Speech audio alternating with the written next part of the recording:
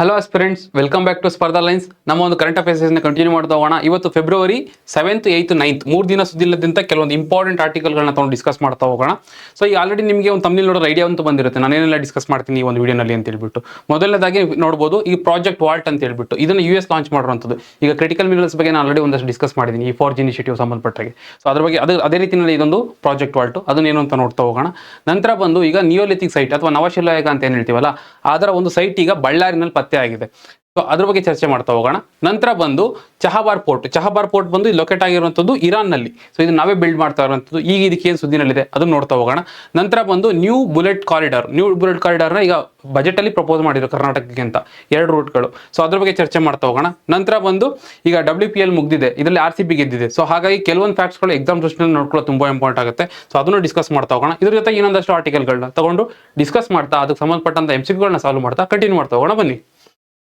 ಮೊದಲನೇ ಆರ್ಟಿಕಲ್ ನೋಡೋದಾದ್ರೆ explained what is project vault. ಈಗ ಕ್ರಿಟಿಕಲ್ ಮಿನರಲ್ಸ್ ಬಗ್ಗೆ ನಾನು ಆಲ್ರೆಡಿ ಹೇಳಿದ್ದೆ. ಕ್ರಿಟಿಕಲ್ ಮಿನರಲ್ಸ್ ಇವೇ ನೀವು ಮಿನರಲ್ಸ್ಗಳು, ಬಟ್ ಕ್ರಿಟಿಕಲಿ ಇಂಪಾರ್ಟೆಂಟ್ ಆಗುತ್ತೆ. ಫಾರ್ ಎಕ್ಸಾಂಪಲ್ ಈಗ ಕ್ಲೀನ್ ಎನರ್ಜಿ ಅಂತ ಬಂದಾಗ ಈ ಲಿಥಿಯಂ ಎಲ್ಲ ಈಗ ಬ್ಯಾಟ್ರಿಗಳಲ್ಲಿ ಯೂಸ್ ಮಾಡ್ತೀವಿ. ಸೊ ಆ ಥರದನೇ ಲಿಥಿಯಂ ಆಗ್ಬೋದು, ಕೋಬಾಲ್ಟ್ ಆಗ್ಬೋದು, ಬೇರೆದು ಏನೋ ಒಂದು ಕ್ರಿಟಿಕಲ್ ಮಿನರಲ್ಸ್ ಏನಿದೆಯಲ್ಲ ಅದ್ರ ಮೇಲೆ ಡಿಪೆಂಡೆನ್ಸಿ ಜಾಸ್ತಿ ಆಗಿದೆ ಟೆಕ್ನಾಲಜಿ ಅಪ್ಗ್ರೇಡ್ ಆಗ್ತಾ.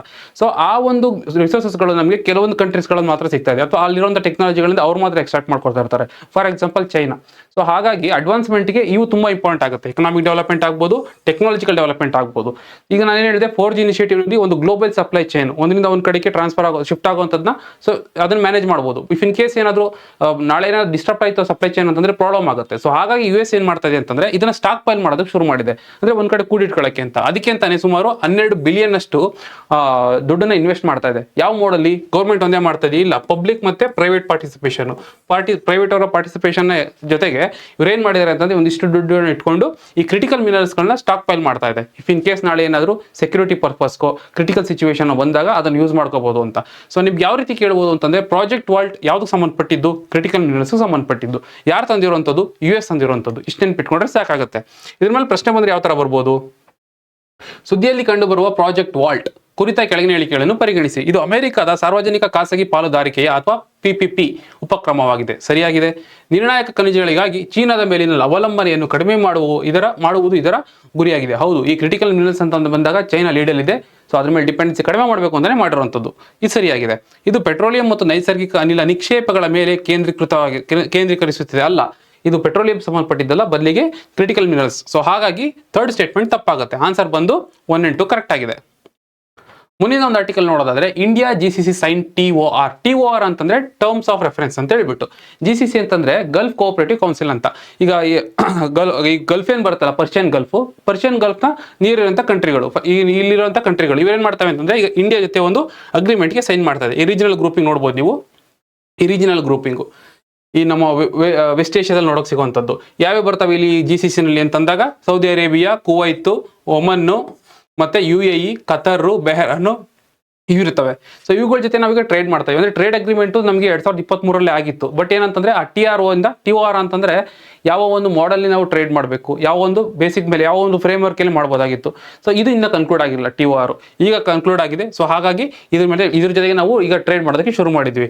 ಮತ್ತೆ ಈ ಇನ್ ಕೇಸ್ ಏನಾದ್ರು ಈ ಟ್ರೇಡ್ ಕಂಟಿನ್ಯೂ ಆಯಿತು ಅಂತಂದ್ರೆ ನಾವು ಇಡೀ ಪ್ರಪಂಚದಲ್ಲಿ ಎಷ್ಟು ಟ್ರೇಡ್ ಮಾಡ್ತಾ ಇದೀವಲ್ಲ, ಅಥವಾ ಎಷ್ಟು ವ್ಯಾಪಾರ ವಹಿವಾಟುಗಳಾಗ್ತಾ ಇದೆಯಲ್ಲ, ಅದರ 15% ಈ GCC ಜೊತೆನೆ ಆಗ್ತಾ ಇರುತ್ತೆ. ಅದರಲ್ಲೂ ನೀವು ಕೇಳ್ಬೋದು ಈ GCC ನಲ್ಲಿ ಇಷ್ಟು ಮೆಂಬರ್ಸ್ಗಳು ಹೇಳಿದೆ, ಅದರಲ್ಲಿ ನಮ್ಮಲ್ಲಿ ಟಾಪ್ ಟ್ರೇಡಿಂಗ್ ಪಾರ್ಟ್ನರ್ಸ್ ಯಾರು ಅಂತ ಕೇಳ್ಬೋದು. UAE ಟಾಪ್ ಅಲ್ಲಿ ಬರುತ್ತೆ. ಸೆಕೆಂಡ್ ಬಂದು ಸೌದಿ ಅರೇಬಿಯಾ ಬರುತ್ತೆ. ನೆನ್ಪಿಟ್ಕೋಬೇಕಾಗುತ್ತೆ.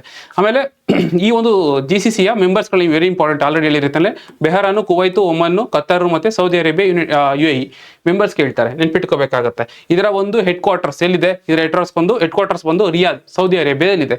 ಇಲ್ಲಿ ಎಷ್ಟು ಎಕ್ಸ್ಪೆಕ್ಟ್ ಮಾಡ್ಬೋದು ಅಂತಂದ್ರೆ ಸುಮಾರು 121 ಬಿಲಿಯನ್ಗಳಷ್ಟು ಇಂಪೋರ್ಟ್, 56 ಬಿಲಿಯನ್ ಡಾಲರ್ಗಳಷ್ಟು ಎಕ್ಸ್ಪೋರ್ಟ್ನ ನಾವಿಂದು ಟ್ರೇಡಿಂದ ಎಕ್ಸ್ಪೆಕ್ಟ್ ಮಾಡ್ಬೋದಾಗಿರುತ್ತೆ. ಸೊ ನೆನ್ಪಿಟ್ಕೋಬೇಕಾಗತ್ತೆ. ಯಾವ ರೀತಿ ಪ್ರಶ್ನೆ ಬರ್ಬೋದು? ಸಿಂಪಲ್ ಕ್ವಶನ್ ಬರ್ಬೋದು. ಬಂದ್ರೆ ಈ ಕೆಳಗಿನವುಗಳಲ್ಲಿ ಯಾವುದು ಗಲ್ಫ್ ಸಹಕಾರ ಮಂಡಳಿಯ ಸದಸ್ಯ ರಾಷ್ಟ್ರಗಳು? ಯಾವುದಾದ್ರೂ ಒಂದು ಗ್ರೂಪಿಂಗ್ ಆದ್ರೆ ಅದರ ಒಂದು ಮೆಂಬರ್ಸ್ ತಿಳ್ಕೊಳ್ಳೋದು ಇಂಪಾರ್ಟೆಂಟ್ ಆಗುತ್ತೆ. ಇದಕ್ಕೆ ಆನ್ಸರ್ ಬಂದು Saudi Arabia, Kuwait, Oman, Qatar, Bahrain ಮತ್ತೆ UAE. ಸರಿಯಾಗಿದೆ, ನೆನ್ಪಿಟ್ಕೋಬೇಕಾಗತ್ತೆ. ಮುಂದಿನ ಒಂದು ಆರ್ಟಿಕಲ್ ನೋಡೋದಾದ್ರೆ Iran open to working with India on Chabahar port. ನಾನು ಆಲ್ರೆಡಿ ಹೇಳಿದ್ದೀನಿ, ಚಬಹಾರ್ ಪೋರ್ಟ್ ಅನ್ನೋದು ಈಗ ಇರಾನ್ ನಲ್ಲಿ ಲೊಕೇಟ್ ಆಗಿರುವಂತದ್ದು. ಸೊ ಇರಾನ್ ನಲ್ಲಿ ಅದರಲ್ಲೂ ಗಲ್ಫ್ ಆಫ್ ಒಮನ್ ಅಂತ ತೋರಿಸಿದ್ವಿ. ಇಲ್ಲಿದೆಯಲ್ಲ ಗಲ್ಫ್ ಆಫ್ ಒಮನ್, ಈ ಗಲ್ಫ್ ಆಫ್ ಒಮನ್ ಅಲ್ಲಿ ಲೊಕೇಟ್ ಆಗಿರುವಂತದ್ದಾಗಿರುತ್ತೆ. ಸೊ ಏನಕ್ಕೆ ಅಂತಂದ್ರೆ ಈಗ ಇದನ್ನ ನಾವು ಬಿಲ್ಡ್ ಮಾಡ್ತಾ ಇದೀವಿ. ಈ ವರ್ಷ ಲಾಸ್ಟ್ ಇಯರ್ ಒಂದು 400 ಕೋಟಿಯಷ್ಟು ಇದಕ್ಕೆ ಅಂತಾನೆ ಇನ್ವೆಸ್ಟ್ ಮಾಡಿದ್ವಿ. ಬಟ್ ಇವಾಗ ಅದನ್ನ ಕಂಟಿನ್ಯೂ ಮಾಡ್ತಾ ಇಲ್ಲ. ಈ ಸಲ ಬಜೆಟ್ ಅಲ್ಲಿ ಅದಕ್ಕೆ ಏನು ಒಂದು ಇಟ್ಟಿಲ್ಲ, ನಾವು ಅಲೋಕೇಟ್ ಮಾಡಿಲ್ಲ. ಸೊ ಹಾಗಾಗಿ ಈ ಸುದ್ದಿನಲ್ಲಿ ಇರುವಂತದ್ದಾಗಿರುತ್ತೆ. ಮತ್ತೆ ಈಗ ಇರಾನ್ ಕೂಡ ಇದ್ರ ಜೊತೆ ಈ ಒಂದು ಪ್ರಾಜೆಕ್ಟ್ ನ ಕಂಟಿನ್ಯೂ ಮಾಡಬೇಕು ಅಂತೇಳಿ ಒಲವು ತೋರಿಸ್ತಾ ಇದೆ. ಇದಕ್ಕಿಂತ ಮುಂಚೆ ಏನಾಗಿತ್ತು ಅಂತಂದ್ರೆ ಇರಾನ್ ಮತ್ತೆ US ಗೆ ಆಗ್ತಾ ಇರಲಿಲ್ಲ. ಸೊ ಇಫ್ ಇನ್ ಕೇಸ್ ಏನಾದ್ರು ನಾವು ಇರಾನ್ ಜೊತೆ ಏನಾದ್ರು ಟ್ರೇಡ್ ಮಾಡ್ತೀವಿ, ಈ ತರದೇನೋ ಡೆವಲಪ್ಮೆಂಟ್ ಮಾಡ್ತೀವಿ ಅಂತಂದಾಗ US ಸ್ಯಾಂಕ್ಷನ್ ಆಗ್ತೀನಿ ಅಂತ ಇದು ಮಾಡ್ತಾ ಇತ್ತು. ಸೊ ಈಗ ಅದನ್ನೆಲ್ಲ ತೆಗೆದ್ಬಿಟ್ಟು ನಾವೀಗ ಕಂಟಿನ್ಯೂ ಮಾಡೋದಕ್ಕೆ ರೆಡಿ ಆಗಿದ್ವಿ. ಮತ್ತೆ ಈ ಒಂದು ಲೊಕೇಶನ್ ಯಾಕೆ ಇಂಪಾರ್ಟೆಂಟ್ ಆಗುತ್ತೆ, ಇಫ್ ಇನ್ ಕೇಸ್ ನೋಡೋದಾದ್ರೆ ಇದು ಬಂದು ಪರ್ಷಿಯನ್ ಗಲ್ಫ್ ಮತ್ತೆ ಗಲ್ಫ್ ಆಫ್ ಒಮನ್, ಇದು ಒಂದು ಇಂಪಾರ್ಟೆಂಟ್ ಟ್ರೇಡ್ ರೂಟ್ ಆಗಿದೆ. ಸೊ ಹಾಗಾಗಿ ಈ ಒಂದು ಟ್ರೇಡ್ ರೂಟ್ ಅಲ್ಲಿ ನಮ್ಮ ಸ್ಟ್ರಾಟಜಿಕ್ ಲೊಕೇಶನ್ ಇರೋದು ತುಂಬಾ ಇಂಪಾರ್ಟೆಂಟ್ ಆಗುತ್ತೆ. ಒಂದು. ಎರಡನೇದು ಬಂದು ಇಫ್ ಇನ್ ಕೇಸ್ ನಾವೇನಾದ್ರು ಸೆಂಟ್ರಲ್ ಏಷ್ಯಾಗೆ ರೀಚ್ ಆಗಬೇಕು. ಸೆಂಟ್ರಲ್ ಏಷ್ಯಾಗೆ ಯಾಕೆ ರೀಚ್ ಆಗಬೇಕು, ಅಲ್ಲಿ ಒಳ್ಳೊಳ್ಳೆ ರಿಸೋರ್ಸಸ್ ಇದೆ. ಫಾರ್ ಎಕ್ಸಾಂಪಲ್ ಯುರೇನಿಯಂ ಅಂತದ್ದು. ಸೊ ಅಲ್ಲಿ ನಾವು ಕನೆಕ್ಟ್ ಮಾಡಬೇಕು ಅಂತಂದ್ರೆ ಅಗೇನ್ ನಾವು ಪಾಕಿಸ್ತಾನ ಮೇಲೆ ಡಿಪೆಂಡ್ ಆಗಬೇಕಿತ್ತು. ಸೊ ಇಫ್ ಇನ್ ಕೇಸ್ ಏನಾದ್ರು ನಾವು ಇರಾನ್ ನಲ್ಲಿ ಈ ತರದ್ದು ಏನಾದ್ರು ಪೋರ್ಟ್ ಬಿಲ್ಡ್ ಮಾಡಿದ್ವಿ ಅಂತಂದ್ರೆ ಪಾಕಿಸ್ತಾನ ಬೈಪಾಸ್ ಮಾಡಿ ನಾವು ಒಂದು ಈ ಚಾಬಾರ್ ಪೋರ್ಟ್ ಮೂಲಕ ರೀಚ್ ಆಗಬಹುದಾಗಿತ್ತು ಅಫ್ಘಾನಿಸ್ತಾನದ. ಸೊ ಎರಡು. ಮೂರದ್ದು ಏನಂತಂದ್ರೆ ಈ ಫಾರ್ ಎಕ್ಸಾಂಪಲ್ ಈಗ ಪಾಕಿಸ್ತಾನ ಮತ್ತೆ China one belt one road initiative ಮೂಲಕ ಇದನ್ನ ಗ್ವಾದರ್ ಪೋರ್ಟ್ ನ ಬಿಲ್ಡ್ ಮಾಡ್ತಾ ಇದೆ. ಸೊ ಹಾಗಾಗಿ ಸ್ಟ್ರಾಟಜಿಕಲಿ ನಾವು ಇಲ್ಲಿರೋದು ಈ ಪ್ರೆಸೆನ್ಸ್ ಇರೋದು ತುಂಬಾ ಇಂಪಾರ್ಟೆಂಟ್ ಆಗುತ್ತೆ. ಯಾಕಂತಂದ್ರೆ ಈ ಒಂದು ಕೌಂಟರ್ ಆಕ್ಷನ್ಸ್ ಬೇಕಾಗುತ್ತೆ ಚೈನಾಗಾಗ್ಲಿ ಪಾಕಿಸ್ತಾನ್ಗಾಗ್ಲಿ. ಸೊ ಹಾಗಾಗಿ ಈ ಚಹಾಬಾರ್ ಪೋರ್ಟು ಒಂದು ಸ್ಟ್ರಾಟಜಿಕಲಿ ತುಂಬಾ ಇಂಪಾರ್ಟೆಂಟ್ ಆಗುತ್ತೆ. ಅದಲ್ಲದೆ ಇದಕ್ಕಿಂತ ಮುಂಚೆ ಸ್ವಲ್ಪ ದಿನ ಮುಂಚೆ ಒಂದು ಇನಿಷಿಯೇಟಿವ್ ನ ಲಾಂಚ್ ಮಾಡಿದ್ವಿ. ಏನಂತಂದ್ರೆ international north south trade corridor ಅಂತ. ಅಂದ್ರೆ ಈ ಒಂದು ಇಂಡಿಯಾದಿಂದ ಹಿಡಿದು ಇಂಡಿಯಾದ ಮುಂಬೈಯಿಂದ ಹಿಡಿದು ಟಿಲ್ ಸೆಂಟ್ ಪೀಟರ್ಬರ್ಗ್. ಸೊ ಇಲ್ಲಿವರೆಗೂ ನಾವೇನ್ ಮಾಡಬೇಕು, ರೀಚ್ ಮಾಡಬೇಕು ಅಂತೇಳಿ ಪ್ಲಾನ್ ಮಾಡಿದ್ವಿ. ಇಲ್ಲೇನಂತಂದ್ರೆ ಈ ಇರಾನ್ ಒಂದು ಚಹಾಬಾರ್ ಪೋರ್ಟ್ ಏನಿದೆಯಲ್ಲ ಇದು ನಮ್ಗೆ ಹೆಲ್ಪ್ ಮಾಡುತ್ತೆ ಕಂಟಿನ್ಯೂಟಿಯನ್ನು ಬೆಳೆಸೋದಕ್ಕೆ. ಸೊ ಹಾಗಾಗಿ ಇದು ಇಂಪಾರ್ಟೆಂಟ್ ಆಗುತ್ತೆ. ಇಷ್ಟೆಲ್ಲ ಇರೋದ್ರಿಂದ ಚಹಾಬಾರ್ ಪೋರ್ಟ್ ನ ಬಿಲ್ಡ್ ಮಾಡುವಂಥದ್ದು ನಮಗೆ ತುಂಬಾ ಇಂಪಾರ್ಟೆಂಟ್ ಆಗುತ್ತೆ. ಸೊ ಅದಕ್ಕೆ ಸುದ್ದಿಯಲ್ಲಿ ಇರುವಂಥದ್ದು. ನಿಮ್ಗೆ ಕೇಳ್ಬೋದು ಯಾವ ಒಂದು ಕಂಟ್ರಿ ಅಂತ, ಇರಾನ್ ಅಂತ ನೆನ್ಪಿಟ್ಕೊಳ್ಳಿ. ಲೊಕೇಶನ್ ಆದ್ರೆ ಕೇಳ್ಬೋದು ಗಲ್ಫ್ ಆಫ್ ಒಮನ್ ಅಂತ ನೆನ್ಪಿಟ್ಕೋಬೇಕಾಗತ್ತೆ. ಇದ್ರ ಮೇಲೆ ಪ್ರಶ್ನೆ ಬಂದ್ರೆ ಯಾವ ರೀತಿ ಬರ್ಬೋದು, ಚಾಬಹಾರ್ ಬಂದರಿನಲ್ಲಿ ಭಾರತದ ಪಾಲ್ಗೊಳ್ಳುವಿಕೆ ಸಂಬಂಧಿಸಿದಂತೆ ಈ ಕೆಳಗಿನ ಹೇಳಿಕೆಗಳನ್ನು ಪರಿಗಣಿಸಿ. ಚಾಬಾರ್ ಇರಾನ್ನ ಏಕೈಕ ಸಾಗರ ಬಂದರು ಮತ್ತು ಮೊದಲ ಆಳ ನೀರಿನ ಬಂದರು ಆಗಿದೆ. ಹೌದು, ಇದು ಈಗ ಫಾರ್ ಎಕ್ಸಾಂಪಲ್ ಓಪನ್ ಸಿ ಅಂತ ಕರಿತೀವಿ. ಸೊ ಆ ರೀತಿಯಲ್ಲಿ ಇರುವಂತಹ ಬಂದರು ಇದೊಂದೇ ಆಗಿದೆ ಇರಾನ್ ನಲ್ಲಿ ಇರುವಂತದ್ದು. ಸೊ ಹಾಗಾಗಿ ಈ ಸ್ಟೇಟ್ಮೆಂಟ್ ಸರಿಯಾಗಿದೆ. India ports global limited in fact 2018ರಿಂದನೂ ಆ ಇರಾನ್ ನಲ್ಲಿ ಚಾಬಾರ್ ಪೋರ್ಟ್ ನ ಡೆವಲಪ್ಮೆಂಟ್ ನೋಡ್ಕೋತಾರ ಅಂತದ್ದು ಈ ಇಂಡಿಯಾ ಪೋರ್ಟ್ಸ್ ಗ್ಲೋಬಲ್ ಲಿಮಿಟೆಡ್ ಆಗಿದೆ. ಸೊ ಹಾಗಾಗಿ ಇದು ಕರೆಕ್ಟ್ ಆಗಿದೆ.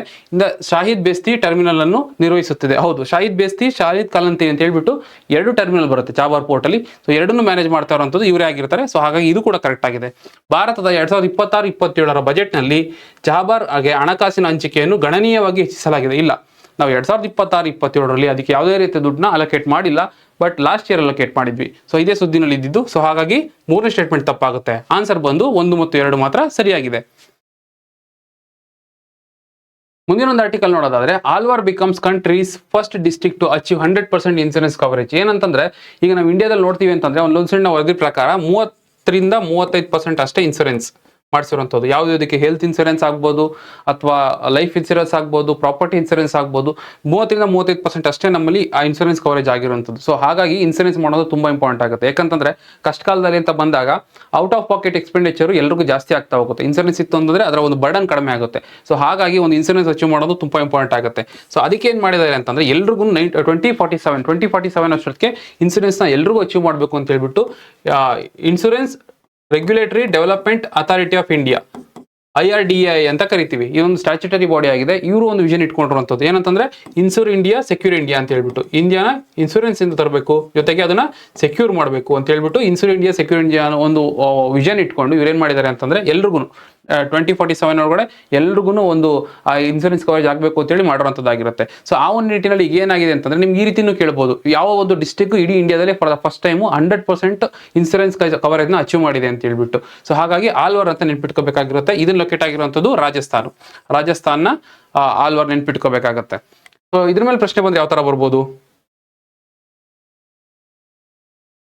2047 ವೇಳೆಗೆ ಎಲ್ಲರಿಗೂ ವಿಮೆ ಅಥವಾ ಇನ್ಸೂರೆನ್ಸ್ ಫಾರ್ ಆಲ್ ಬೈ 2047 ಉಪಕ್ರಮಕ್ಕೆ ಸಂಬಂಧಿಸಿದಂತೆ ಈ ಕೆಳಗಿನ ಹೇಳಿಕೆಗಳನ್ನು ಪರಿಗಣಿಸಿ. ಇದು ಭಾರತ ಸರ್ಕಾರ ಮತ್ತು ಭಾರತೀಯ ವಿಮಾ ನಿಯಂತ್ರಣ ಅಭಿವೃದ್ಧಿ ಪ್ರಾಧಿಕಾರ IRDAI ಜಂಟಿ ಉಪಕ್ರಮವಾಗಿದೆ. ಹೌದು, ಇವರೇ ತಂದಿರುವಂತದ್ದಾಗಿರುತ್ತೆ. ಇದು ಜೀವ ಆರೋಗ್ಯ ಆಸ್ತಿ ವಿಮೆ ಲೈಫ್ ಇನ್ಸೂರೆನ್ಸ್ ಆಗ್ಬೋದು, ಹೆಲ್ತ್ ಇನ್ಸೂರೆನ್ಸ್ ಆಗ್ಬೋದು, ಅಥವಾ ಪ್ರಾಪರ್ಟಿ ಇನ್ಸೂರೆನ್ಸ್ ಆಗ್ಬೋದು, ಸಾರ್ವತ್ರಿಕ ವ್ಯಾಪ್ತಿಯನ್ನು ಖಚಿತಪಡಿಸುವ ಗುರಿಯನ್ನು ಹೊಂದಿದೆ. ಸೊ ಅದಕ್ಕೆ ಸಾರ್ವತ್ರಿಕ ಖಾತ್ರಿ ಅಂದ್ರೆ ಯೂನಿವರ್ಸಲ್ ಕವರೇಜ್ ಎಲ್ರಿಗೂ ಆಗಬೇಕಾಗಿದೆ. ಸೊ ಆ ಒಂದು ಗುರಿಯನ್ನು ಹೊಂದ್ಕೊಂಡಿದೆ. ಇದನ್ನು ಕೇವಲ ಖಾಸಗಿ ವಿಮಾ ಕಂಪನಿಗಳ ಮೂಲಕ ಮಾತ್ರ ಜಾರಿಗೊಳಿಸಲಾಗುತ್ತೆ. ಆ ಥರದ್ದೇನಿಲ್ಲ, ಖಾಸಗಿ ಕಂಪನಿಗಳಂತ ಏನಿಲ್ಲ. ಈ ಫಾರ್ ಎಕ್ಸಾಂಪಲ್ ಈಗ ಆಳ್ವಾರ್ ಬಗ್ಗೆ ಡಿಸ್ಕಸ್ ಮಾಡ್ತಾ ಇದ್ವಿ. ಆಳ್ವಾರಲ್ಲಿ ಏನಾಗಿತ್ತು ಅಂತಂದ್ರೆ ಆ ಪ್ರೀಮಿಯಂನ ಫಿಲ್ ಮಾಡಿರುವಂಥದ್ದು ಪೂರ್ತಿ NGOಗಳೇ ಆಗಿರುತ್ತೆ. ಸೊ ಹಾಗಾಗಿ ಈ ಥರ ಯಾವುದೋ ಒಂದು ಉದ್ದೇಶ ಇಲ್ಲ. ಆನ್ಸರ್ ಬಂದು 1 ಮತ್ತು 2 ಮಾತ್ರ ಆಗಿರುತ್ತೆ. ಮುಂದಿನ ಒಂದು ಆರ್ಟಿಕಲ್ ನೋಡೋದಾದ್ರೆ archaeologist stumble upon second human skeleton from new stone age at Tellakote in Karnataka. Tekkalakote ಬಂದು ಬಳ್ಳಾರಿನಲ್ಲಿರುವಂಥದ್ದು, ಬಳ್ಳಾರಿನಲ್ಲಿ ಲೊಕೇಟ್ ಆಗಿರುವಂತಹ ಒಂದು ಸೈಟ್ ಆಗಿರುತ್ತೆ. ಇನ್ಫ್ಯಾಕ್ಟ್ ಇನ್ನೂ ಸ್ಪೆಸಿಫಿಕ್ ಹೇಳಬೇಕು ಅಂತಂದ್ರೆ ಗೌಡ್ರ ಮೂಲೆ ಬೆಟ್ಟ ಅಂತ ಹೇಳ್ಬಿಟ್ಟು ಈ ಲೊಕೇಶನ್ ಇಲ್ಲಿ ಏನಾಗಿದೆ ಅಂತಂದ್ರೆ ಕೆಲವೊಂದು ಎಕ್ಸ್ಕವೇಷನ್ ಮಾಡಿದಾಗ ಅಲ್ಲಿ ಅಸ್ಥಿ ಪಂಜರಗಳನ್ನ ನೋಡಕ್ ಸಿಕ್ಕಿದೆ, ಅಸ್ಥಿ ಪಂಜರಗಳು. ಸೊ ಹಾಗಾಗಿ ಇದ್ರ ಬಗ್ಗೆ ಚರ್ಚೆ ಆಗ್ತಿರೋದು. ಇದು ಬಂದು ನವಶಿಲಾಯುಗ ಅಥವಾ ನ್ಯೂಲಿಥಿಕಲ್ ಏಜ್ ಅಂತ ಏನ್ ಹೇಳ್ತೀವಲ್ಲ, ಸೊ ಆ ಟೈಮ್ ಪೀರಿಯಡ್ಗೆ ಅಂದ್ರೆ ಸುಮಾರು 3500ರಿಂದ 5000 ವರ್ಷ ಹಿಂದಿನದು ಅಂತೇಳಿ ರೆಕಗ್ನೈಸ್ ಮಾಡಿದೆ. ಸೈಟ್ ಇಂಪಾರ್ಟೆಂಟ್ ಆಗುತ್ತೆ.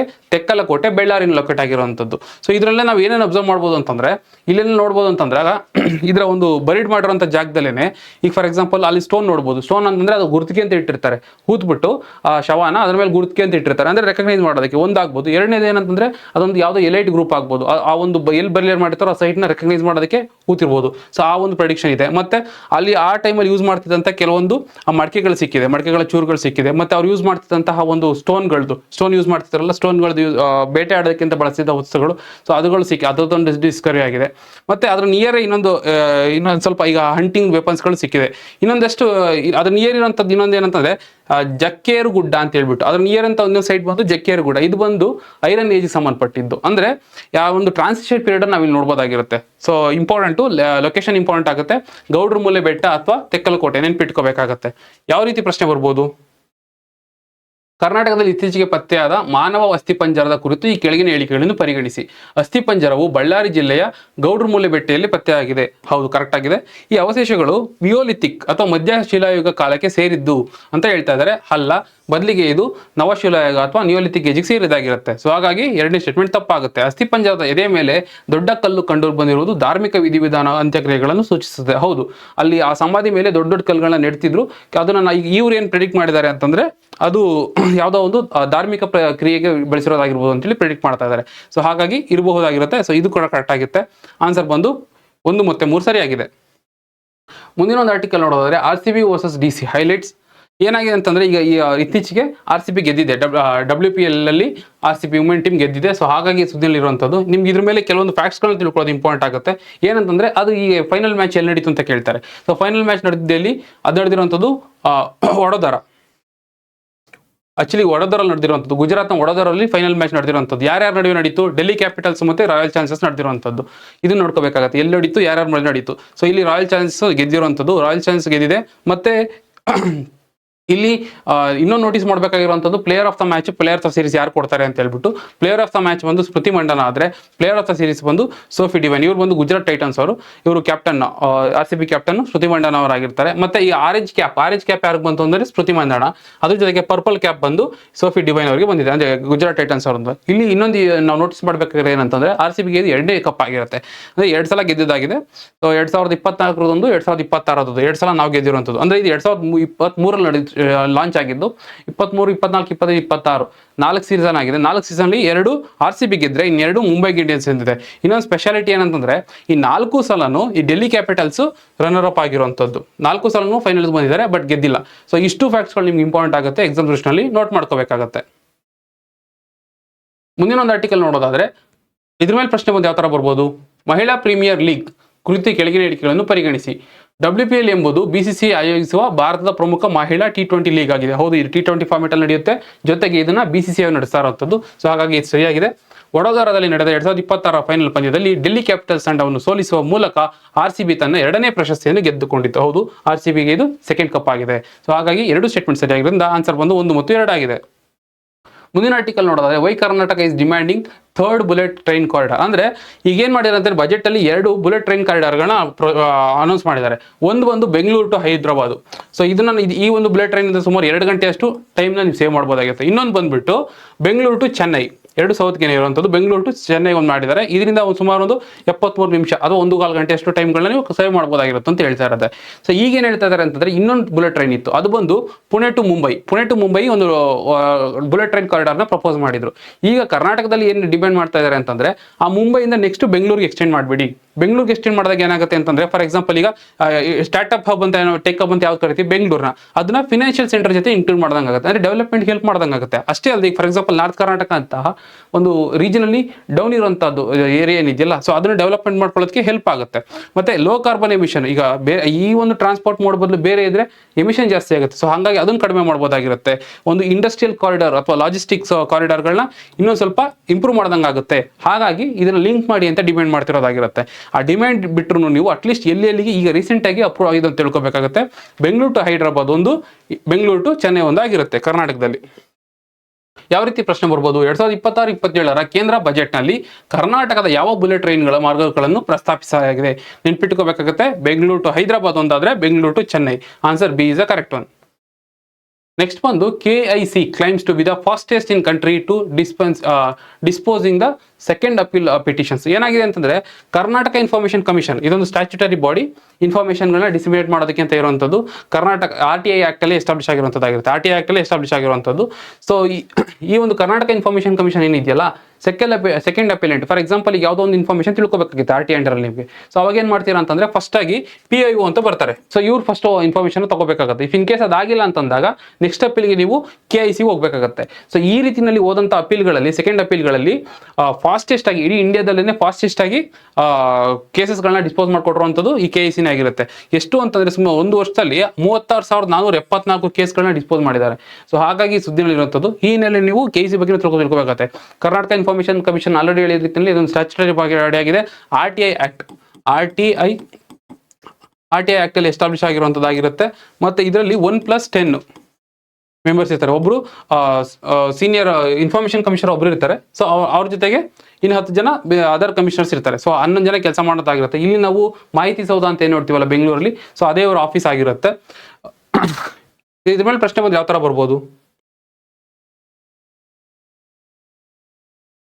ಮಾಹಿತಿ ಹಕ್ಕು ಕಾಯ್ದೆ 2005 ಅಡಿಯಲ್ಲಿ ಎರಡನೇ ಮೇಲ್ಮನವಿ ಅರ್ಜಿಯನ್ನು ವಿಲೇವಾರಿ ಮಾಡುವಲ್ಲಿ KIC ಭಾರತದಲ್ಲಿ ಅತ್ಯಂತ ವೇಗವಾದ ಆಯೋಗವಾಗಿದೆ. ಕರೆಕ್ಟ್ ಆಗಿದೆ. ಆಯೋಗವು RTI ಪ್ರಕರಣಗಳಿಗೆ ಪ್ರಥಮ ಮೇಲ್ಮನವಿ ಪ್ರಾಧಿಕಾರವಾಗಿದೆ. ಇಲ್ಲ, ಪ್ರಥಮ ಅಲ್ಲ, ನಾನು ಹೇಳಿದೆ ಫಸ್ಟ್ ಕೇಸ್ ಎಲ್ಲಿ ಹೋಗಬೇಕು, PIO ಹೋಗಬೇಕು. ಇದು ಸೆಕೆಂಡ್ ಅಪೀಲೆಂಟ್ ಆಗಿರುತ್ತೆ. ಸೊ ಹಾಗಾಗಿ ಇದು ತಪ್ಪಾಗುತ್ತೆ. ಫೆಬ್ರವರಿ 2025 8 ಜನ ಮಾಹಿತಿ ಆಯುಕ್ತರನ್ನು ನೇಮಿಸಲಾಯಿತು. ಇದು ಆಯೋಗದ ಸಾಮರ್ಥ್ಯವನ್ನು ಹೆಚ್ಚಿಸಿತು. ಹೌದು, ಯಾಕೆ ಇಷ್ಟು ಫಾಸ್ಟ್ ಆಯಿತು ಅಂತಂದ್ರೆ ಟಿಲ್ ಫೆಬ್ರವರಿ ಅಂತಂದ್ರೆ ಅಲ್ಲಿ ಇದ್ದಿದೆ 3 ಜನ. ಸೊ ಹಾಗಾಗಿ ಇದರ ಒಂದು ವ್ಯಾಪ್ತಿನ ಇದರ ನಂಬರ್ ಆಫ್ ಕಮಿಷನರ್ಸ್ ಯಾರಿದ್ರಲ್ಲ ಅವ್ರನ್ನ ಜಾಸ್ತಿ ಮಾಡ್ತಾರೆ. ಸೊ ಹಾಗಾಗಿ ಇದು ಇಂಪ್ರೂವ್ಮೆಂಟ್ ಆಗುತ್ತೆ. ಹಾಗಾಗಿ ಈ ಸ್ಟೇಟ್ಮೆಂಟ್ ಕೂಡ ಸರಿಯಾಗಿದೆ. ಆನ್ಸರ್ ಬಂದು 1 ಮತ್ತು 3 ಆಗಿರುತ್ತೆ. ಮುಂದೆ ಒಂದು ಆರ್ಟಿಕಲ್ ನೋಡಿದ್ರೆ Indian embassy rescues 8 members of Karnataka's ಹಕ್ಕಿ ಪಿಕ್ಕಿ ಕಮ್ಯುನಿಟಿ. ಏನಾಗಿದೆ ಅಂತಂದ್ರೆ ಚಾಂಡ್ ಅಂತ ಇದೆಯಲ್ಲ, ಸೌತ್ ಆಫ್ರಿಕಾ ಇದೆಯಲ್ಲ, ಆಫ್ರಿಕಾ ಇದೆಯಲ್ಲ, ಆಫ್ರಿಕಾದ ಚಾಂಡ್ ದೇಶದಲ್ಲಿ ಏನಾಗಿದೆ ಅಂತಂದ್ರೆ ಕೆಲವು ಅಕ್ಕಿ ಪಿಕ್ಕಿ ಕಮ್ಯುನಿಟಿ ಅವ್ರದ್ದು ವೀಸಾ ಎಕ್ಸ್ಪೈರ್ ಆಗಿದೆ. ಸೊ ವೀಸಾ ಎಕ್ಸ್ಪೈರ್ ಆಗಿರುತ್ತೆ. ಇವ್ರು ಏನು ಮಾಡಿದ್ದಾರೆ ಅಂತಂದ್ರೆ ಅಲ್ಲಿರೋದೊಂದು ಪಾಸ್ಪೋರ್ಟ್ಗಳನ್ನ ಸೀಸ್ ಮಾಡಿಬಿಟ್ಟು ಅವ್ರನ್ನ ಅರೆಸ್ಟ್ ಮಾಡಿ ಇಟ್ಕೊಂಡಿದ್ರು. ಸೊ ಹಾಗಾಗಿ ಅವ್ರನ್ನ ಸೇವ್ ಮಾಡಬೇಕಿತ್ತು. ಈಗ ಇಂಡಿಯನ್ ಎಂಬಸಿ ಅವ್ರನ್ನ ಸೇವ್ ಮಾಡಿದೆ. ಸೊ ಅದಕ್ಕೆ ಸುದ್ದಿನಲ್ಲಿರುವಂಥದ್ದಾಗಿರುತ್ತೆ. ನಿಮಗೆ ಈ ಒಂದು ಹಿನ್ನೆಲೆಯಲ್ಲಿ ಸ್ವಲ್ಪ ಹಕ್ಕಿ ಪಿಕ್ಕಿ ಕಮ್ಯುನಿಟಿಗಳು ತಿಳ್ಕೊಬೇಕಾಗುತ್ತೆ. ಹಕ್ಕಿ ಪಿಕ್ಕಿ ಕಮ್ಯುನಿಟಿಗಳು ಬಂದಿರಲ್ಲ, ಇವ್ರು ಬಂದು ಕರ್ನಾಟಕದಲ್ಲಿ ಎಸ್ ಟಿ ಸ್ಟೇಟಸ್ನ ಹೊಂದಿರ್ತಾರೆ. ಈಗ ಫಾರ್ ಎಕ್ಸಾಂಪಲ್ ಒಂದು ಕಮ್ಯುನಿಟಿಗೆ ಒಂದು ಸ್ಟೇಟಲ್ಲಿ ST ಕೊಟ್ಟರು ಅಂತಂದ್ರೆ ಎಲ್ಲರೂ ST ಇರಬೇಕು ಅಂತೇನಿಲ್ಲ. ಕರ್ನಾಟಕದಲ್ಲಿ ST ಸ್ಟೇಟಸ್ ಕೊಟ್ಟಿದ್ದಾರೆ. ಇವ್ರನ್ನ ನಾವು ಕರ್ನಾಟಕದಲ್ಲಿ ಶಿವಮೊಗ್ಗ, ದಾವಣಗೆರೆ, ಮೈಸೂರು, ಕೋಲಾರ ಅಂದ್ರೆ ಲೈಕ್ ಸೌತ್ ರೀಜನಲ್ಲಿ ಸ್ವಲ್ಪ ಜಾಸ್ತಿ ಆ ಜಾಗಗಳಲ್ಲಿ ನೋಡ್ಬೋದಾಗಿರುತ್ತೆ. ಮತ್ತೆ ಇವರ ಒಂದು ಭಾಷೆ ಬಂದು ವಾಗ್ರಿ ಅಂತ ಹೇಳ್ಬಿಟ್ಟು, ವಾಗ್ರಿ ಅನ್ನೋದೊಂದು ಭಾಷೆ ಆಗಿದೆ. ಅಂದ್ರೆ ಯುನೆಸ್ಕೋ ಇದನ್ನ ಎಂಡೇಂಜರ್ಡ್ ಲಿಸ್ಟ್ಗೆ ಆಡ್ ಮಾಡಿದೆ. ಅಂದ್ರೆ ಅಳಿವಿನಂಚಿಗೆ ಬಂದ್ಬಿಟ್ಟಿದೆ ವಾಗ್ರಿ ಅನ್ನೋದು ಅಂತ ಹೇಳ್ಬಿಟ್ಟು. ಬಟ್ ಬಿಸ್ನೆಸ್ ಪರ್ಪಸ್ಗೆ ಅಂತ ಹೇಳ್ಬಿಟ್ಟು ಈಗ ಕನ್ನಡನ ಯೂಸ್ ಮಾಡ್ತಾರೆ. ಮತ್ತೆ ಇವರು ಮೈಗ್ರೇಟೆಡ್ ಅಂತಾನೆ ಕೆಲವರು ಹೇಳ್ತಾರೆ. ಮೈಗ್ರೇಟೆಡ್ ಅಂತಂದ್ರೆ ಈ ಗುಜರಾತ್, ರಾಜಸ್ಥಾನ ಮತ್ತು ಈ ಕಡೆಯಿಂದ ಮೈಗ್ರೇಟ್ ಆಗಿದ್ದಾರೆ ಅಂತ ಕೆಲವರು ನಂಬ್ತಾರೆ. ಮತ್ತೆ ಇವರು ಮ್ಯಾಟ್ರಿಯಾಟಿಕಲ್ ಸೊಸೈಟಿ ಅಂದ್ರೆ ಮನೆಯ ಒಡತಿ ತಾಯಿ ಆಗಿರ್ತಾರೆ. ಸೊ ಹಾಗಾಗಿ ಇವ್ರದೊಂದು ಮ್ಯಾಟ್ರಿಯಾಟಿಕಲ್ ಸೊಸೈಟಿ ಆಗಿರುತ್ತೆ. ಮತ್ತೆ ಇವ್ರದೊಂದಷ್ಟು ಬ್ರಾಂಚಸ್ಗಳು ಬರ್ತವೆ. ಫಾರ್ ಎಕ್ಸಾಂಪಲ್ ನೋಡಿ, ಕ್ಲಾನ್ಸ್ಗಳಂತ ಬಂದಾಗ ಗುಜರಾತಿಯ, ಮತ್ತೆ ಮೇವಾರಸ್, ಕಾಲಿವಾಲ, ನೆಕ್ಸ್ಟ್ ಪನ್ವಾರ್, ಈ ರೀತಿಯಾಗಿ 4 ಕ್ಲಾನ್ಗಳಲ್ಲಿ ಇವರು ನೋಡ್ಬೋದಾಗಿರುತ್ತೆ.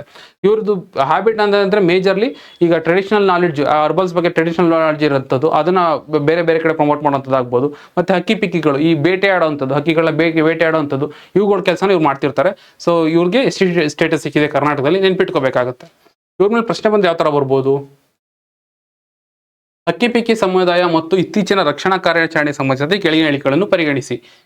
ಹಕ್ಕಿಪಿಕ್ಕಿ ಕರ್ನಾಟಕದ ಒಂದು ಪರಿಶಿಷ್ಟ ಪಂಗಡ ಸಮುದಾಯವಾಗಿದ್ದು ಸಾಂಪ್ರದಾಯಿಕ ಗಿಡಮೂಲಿಕೆ ಔಷಧಿಗಳ ಜ್ಞಾನವನ್ನು ಹೊಂದಿದೆ. ಹೌದು, ಈ ಸಮುದಾಯದವರು ಮಾತೃಭಾಷೆ ಕನ್ನಡವಾಗಿದೆ. ವಾಗಿರಿ ಎನ್ನುವುದು ಇವರ ಮಾತೃಭಾಷೆ ಆಗಿರೋದು. ವಾಗ್ರಿ ಯುನೆಸ್ಕೋ ರೆಕಗ್ನೈಸ್ ಮಾಡಿದೆ ಇದನ್ನ ಎಂಡೇಂಜರ್ಡ್ ಲ್ಯಾಂಗ್ವೇಜ್ ಅಂತ ಹೇಳ್ಬಿಟ್ಟು. ಕನ್ನಡ ಜಸ್ಟ್ ಒಂದು ಕಮ್ಯುನಿಕೇಶನ್ ಪರ್ಪಸ್ ಅಥವಾ ಬಿಸ್ನೆಸ್ ಪರ್ಪಸ್ ಯೂಸ್ ಮಾಡ್ತಾರೆ. ಇದು ಅವರ ಮಾತೃಭಾಷೆ ಅಲ್ಲ. ಸೊ ಹಾಗಾಗಿ ಆನ್ಸರ್ ಬಂದು ಒಂದು ಮಾತ್ರ ಆಗಿರುತ್ತೆ. ಇಷ್ಟು ಆರ್ಟಿಕಲ್ಗಳ ಜೊತೆ ಈ ಒಂದು ಸೆಷನ್ ಮುಗಿಸೋಣ. ಮುಂದೆ ಇನ್ನೊಂದಷ್ಟು ಆರ್ಟಿಕಲ್ ಅಂತ ಡಿಸ್ಕಸ್ ಮಾಡ್ತಾ ಹೋಗೋಣ. Thank you.